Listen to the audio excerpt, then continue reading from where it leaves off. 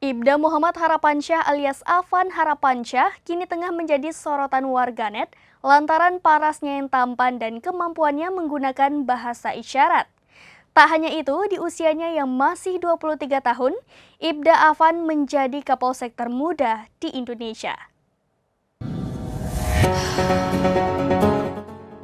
Ibda Muhammad Harapansyah alias Afan Harapansyah kini menjadi sorotan warganet karena memiliki paras yang tampan serta kemampuan dalam menggunakan bahasa isyarat. Tak cuma itu, di usianya yang masih 23 tahun, Ibda Afan bahkan menjadi Kapolsek termuda di Indonesia. Sosok Afan Harapansyah menjadi sorotan usai diundang show di acara televisi swasta. Ibda Afan dipercaya menjabat sebagai Kapolsek Baras Kabupaten Pasangkayu, Sulawesi Barat. Muhammad Harapansyah lahir di Bogor pada 16 Juni 1999.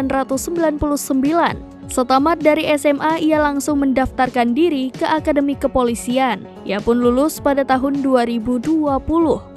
Sebelum menjabat Kapolsek Baras, Afan ditempatkan di Polda Sulawesi Barat. Lebih setahun bertugas dengan jabatan terakhir Kaur Produks Pripim, ia pun kemudian ditunjuk sebagai Kapolsek Baras.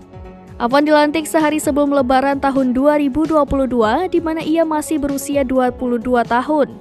Sosok Afan ternyata banyak memiliki prestasi mulai dari tingkat kabupaten, provinsi, bahkan nasional.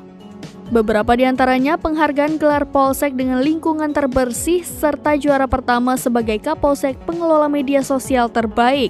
Afan pun juga memiliki kemampuan berbahasa Inggris serta berbahasa isyarat.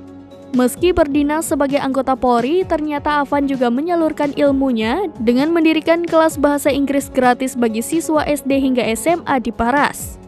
Kelas tersebut digelarnya di Polsek Baras sepekan setiap hari Sabtu. Afan mengaku ia memiliki puluhan anak didik yang ia ajar dengan metode berbeda-beda sesuai tingkatan siswa.